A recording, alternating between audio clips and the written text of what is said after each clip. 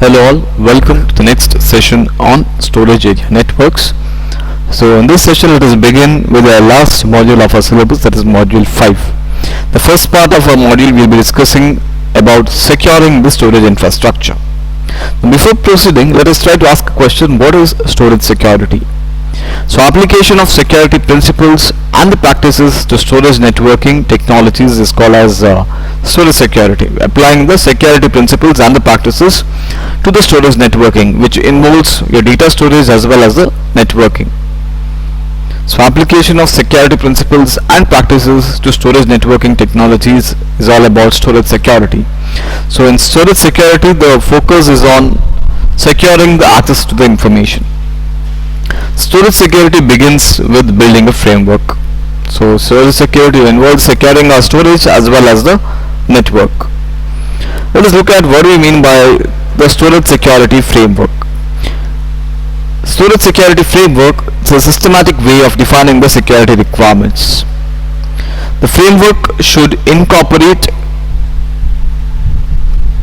the anticipated security attacks, that is the actions that compromise the security of our information, as well as the security measures which control by providing the control designed to protect from these security attacks. The basic information security framework is built to achieve 4 security goals, that is confidentiality, integrity, availability and accountability. So these are the 4 goals of storage security framework or information security framework. This framework incorporates all the security standards, procedures and the controls required to mitigate the threats in the storage infrastructure environments.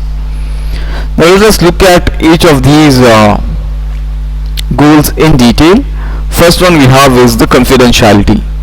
Confidentiality provides the required secrecy of information and ensures that only the authorized users have the access to the data.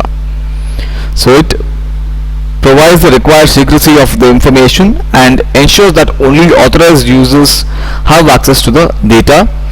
Confidentiality requires authentication of the users who need to access information.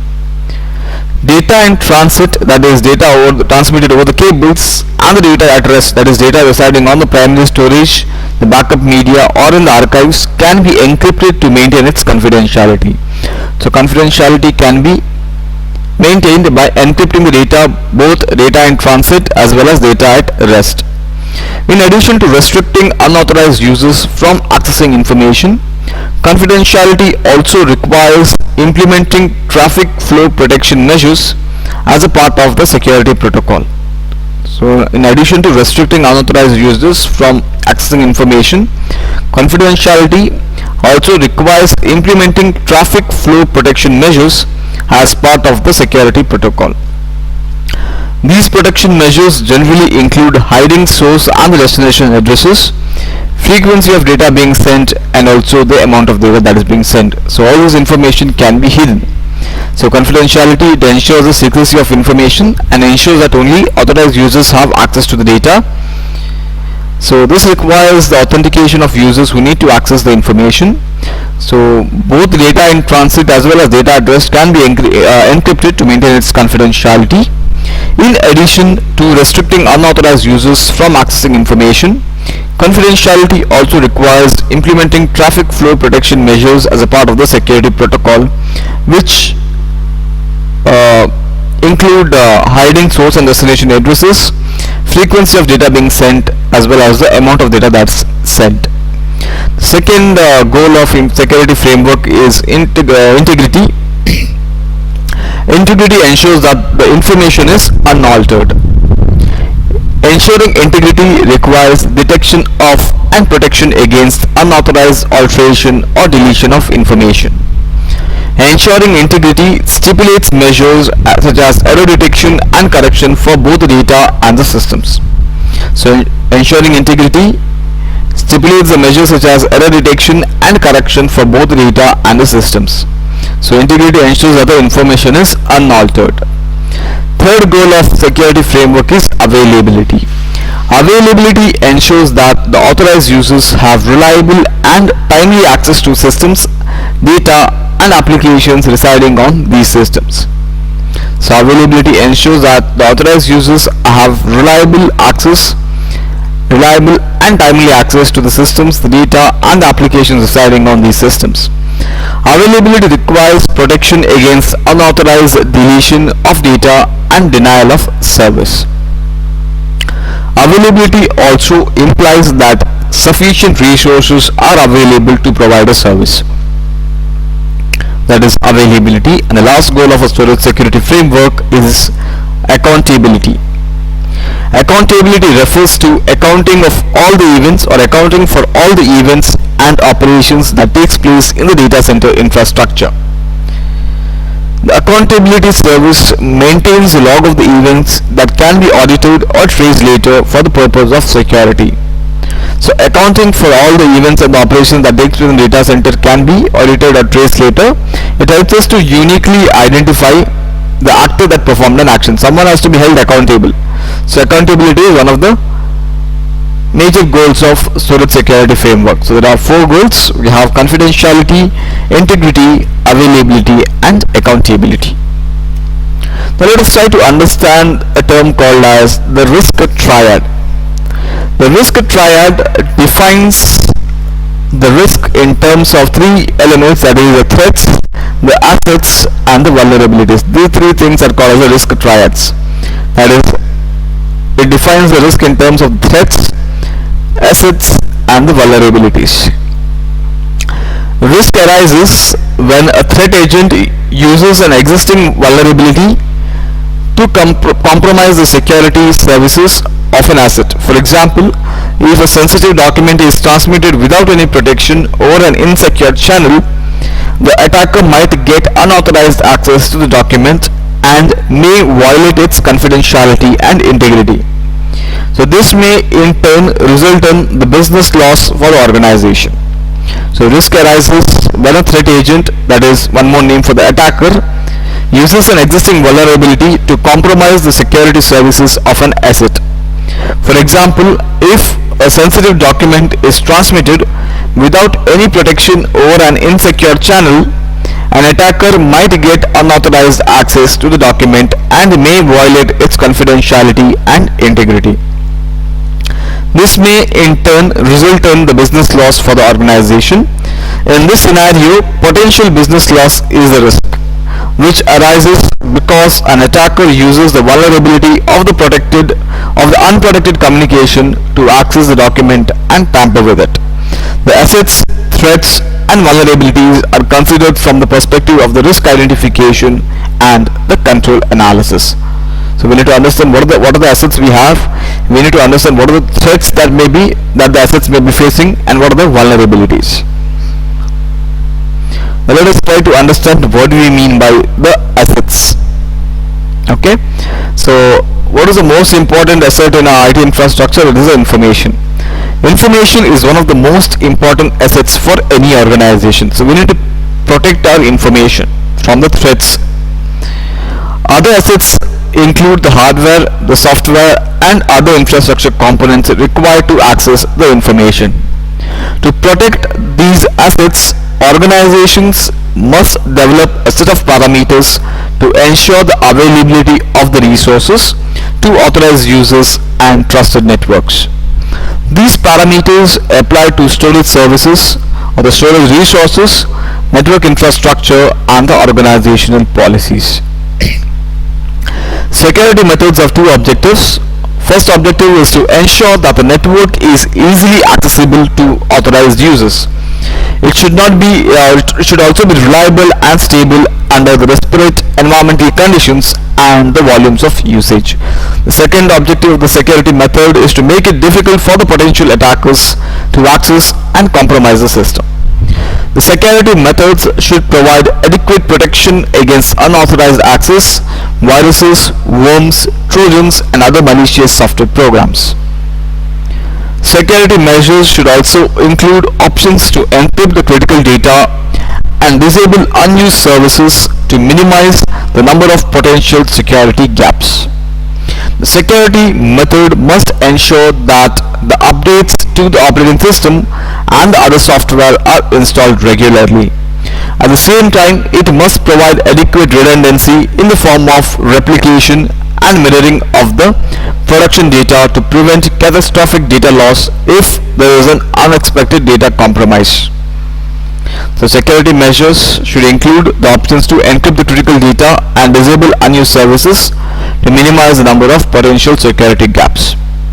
The security method must also ensure that the updates to the operating system and the other software are installed regularly. At the same time, it must provide adequate redundancy in the form of replication and mirroring of the production data to prevent any catastrophic data loss if there is a unexpected data compromise. For the security reasons, or for the security system to function smoothly, all the users are informed about the policies governing the use of the network. The effectiveness of a storage security methodology can be measured by two key criteria. There are two key criteria using which the effectiveness of a storage security methodology can be measured. The first criteria is the cost of implementing the system should be a fraction of the value of the protected data. Okay, the cost of implementing the system should be a fraction of the value of the protected data. It should cost heavily to the potential attacker, more in terms of money, effort and time to compromise the system than the protected data is worth. Right? So there should be two key criteria for ensuring the effectiveness of the storage security methodology. First is the cost of implementing the system should be a small fraction of the protected asset. Okay, the cost of implementing the system should be a fraction of the value of the protected data. And second key criteria is it should cost heavily to the potential attacker in terms of money, effort as well as the time. So that is how we can ensure the security of our assets. We understood what is an asset. The most important asset to an IT organization is its information. Other assets include the hardware, the software and the network infrastructure. So there should be two key security methodologies or two key criteria for ensuring the effectiveness of the storage security methodology. That is, first is the cost of implementing the system should be a fraction of the cost, or should be a fraction of the value of the protected data. And the second key criteria is it should cost heavily to the attacker in terms of money, effort as well as the time. Let us look at the second security element, that is the threats. Threats are potential attacks that can be carried out on an infrastructure, on an IT infrastructure. So what is the definition of a threat? Threats are the potential attacks that can be carried out on an IT infrastructure. These attacks can be classified into active attacks or passive attacks. Let us see what these active attacks mean. Active attacks include data modification, denial of service and repudiation attack. So active attacks pose threat to data integrity, availability and accountability. So active attack include data modification, denial of service and repudiation attack, and they pose threats to the data integrity, availability and the accountability. Second type of attack that we have is called as the passive attack. Passive attacks are attempts to gain unauthorized access to the system. So passive attacks pose threat to the confidentiality of the information. So we have two types of attacks, active attack or passive attacks. So what are threats? Threats are the potential attacks that can be carried out on an IT infrastructure. In a data modification attack, the unauthorized user attempts to modify the information for malicious purposes. So in data modification attack, the unauthorized user attempts to modify the information for malicious purposes. A modification attack can target the data at rest or the data in transmit. These attacks pose a threat to the data integrity. So in data modification attack, the unauthorized users attempts to modify the information for malicious purposes. A modification attack can target the data at rest or the data in transit. These attacks pose a threat to data integrity. So second type of attack we have is something called as DOS, or the denial of service attack. Denial of service attacks prevent legitimate users from accessing the resources and the service. Suppose I am authorized user, so me being the authorized user, I will be denied access to the data. That's called as denial of service attack. It prevents the legitimate users from accessing the resources and the services. Denial of service attacks generally do not involve access to or modification of information. Instead, denial of service attack pose a threat to the data availability. So, in denial of service attack, data availability is compromised. Intentional flooding of a network or a website to prevent legitimate access to authorized users is an example of denial of service attack. Third one, we have something called as repudiation attack. Repudiation is an attack against the accountability of information. If attempts to provide false information by either impersonating someone or denying that an event or a transaction has taken place, we call it as a repudiation attack. For example, a repudiation attack may involve performing an action and eliminating any evidence that could prove the identity of the user or the attacker who performed that particular action. Repudiation attack could include circumventing the logging of security events or tampering with the security log to conceal the identity of the attacker. So in repudiation attack, there are two ways. In one way is one user can impersonate the login credentials of some other user. Second way is the attacker may delete the log files. So in order to delete the evidence, they can tamper with the log files. So that is in order to compromise the accountability. So we just discussed three types of attacks here. Data modification attack. Here in data modification attack, the data integrity will be compromised. In denial of service attack, the data integrity will be compromised, and in case of repudiation attack, the accountability will be compromised. Now let us look at the third important security element, that is vulnerability. What are vulnerabilities? The paths that provide access to information are they're often vulnerable to the potential attacks. Each of the paths may contain various access points which provide different levels of access to the storage resources. It is important to implement adequate security controls at all the access points on the access path.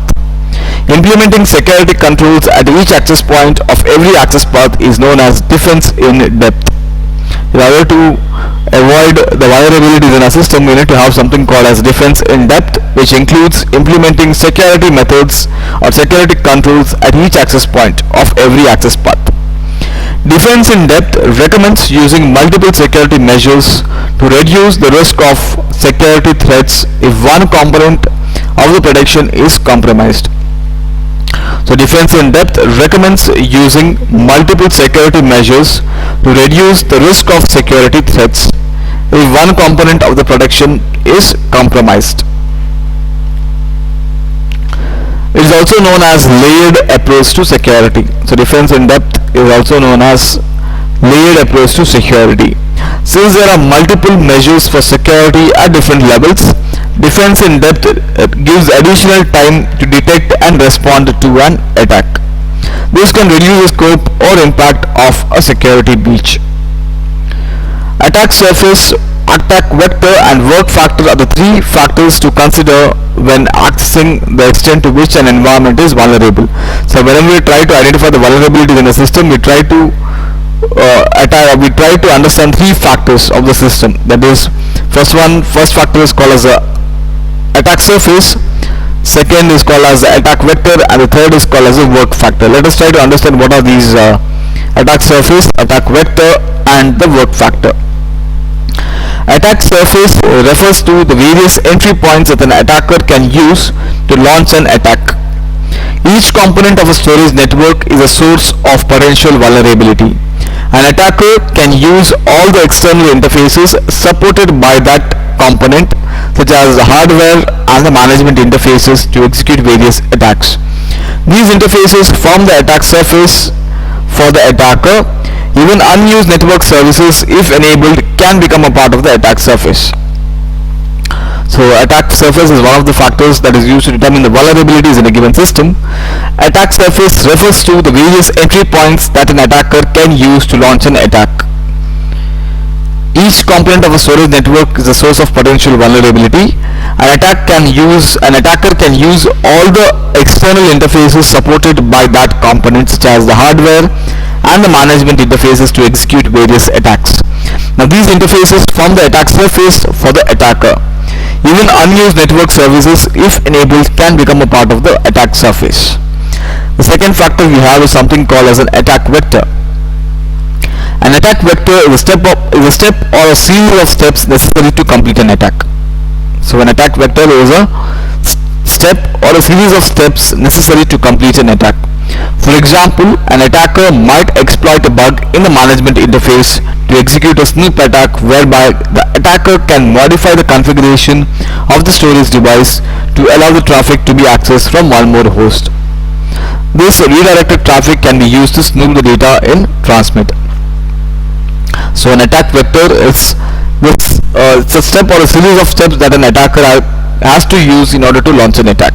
So larger the attack vector, difficult it will be for an attacker to gain access to your system or to gain access to your data.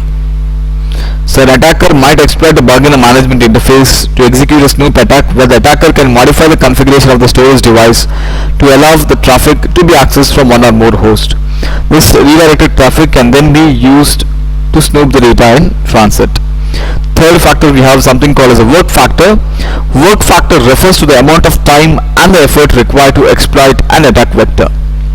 So it refers to the amount of time and the effort that is required to carry out and to exploit an attack vector. For example, if an attacker attempts to retrieve sensitive information, they consider the time and the effort that would be required for executing an attack on a database.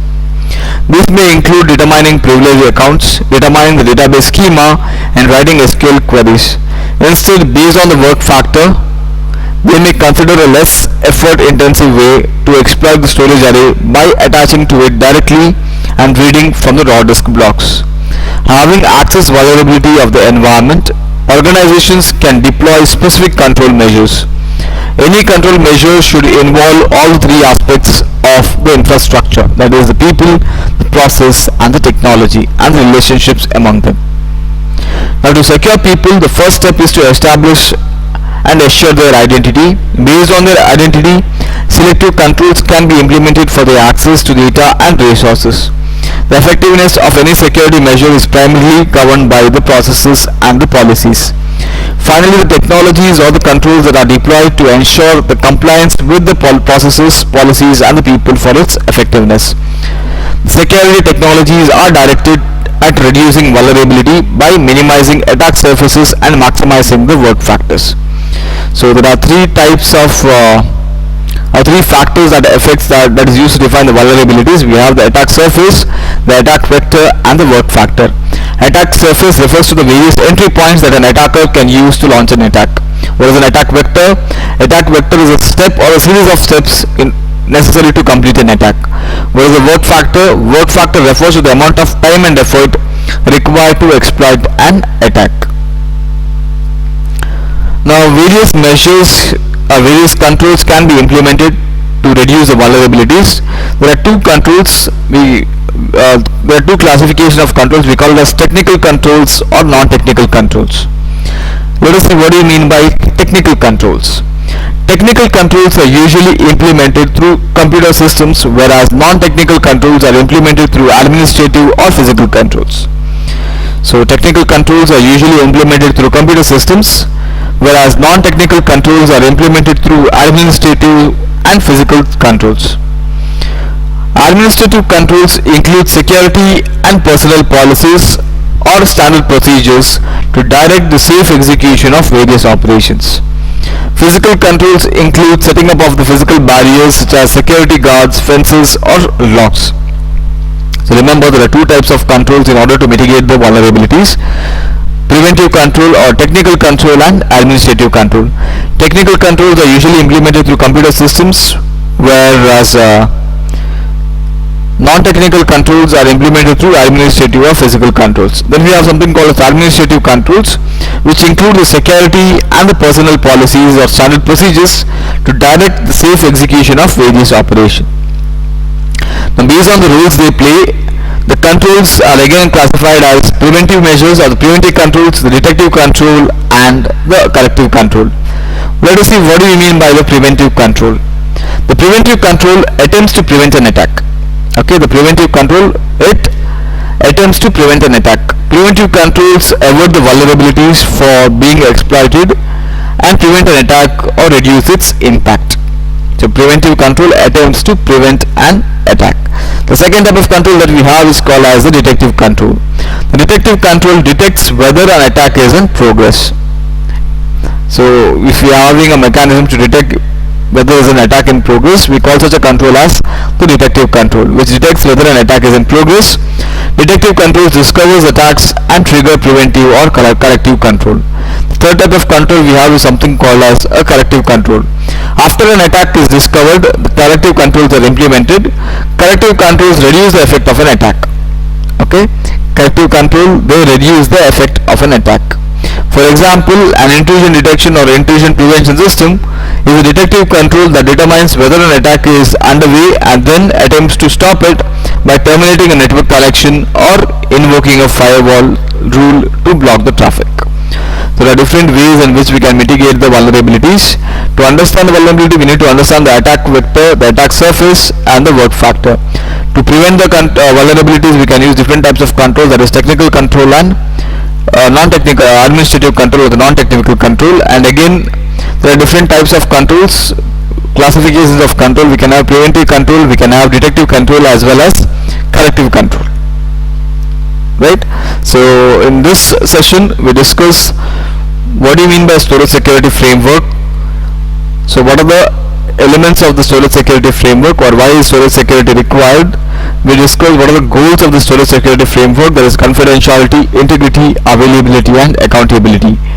So when we discuss the three key elements of the storage security framework, that is the risk, that is the threats, assets and the vulnerabilities, we define what is the key asset to an IT organization and how can we ensure security mechanism to protect the assets.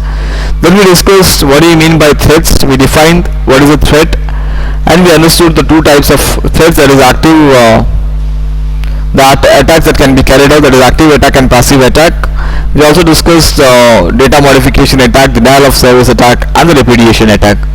Then we moved on to the third element of the storage security framework, that is vulnerabilities. We understood what is vulnerability and what are the factors to consider when determining the vulnerability of a system. The factors we discussed were the attack vector, the attack service and the work factor.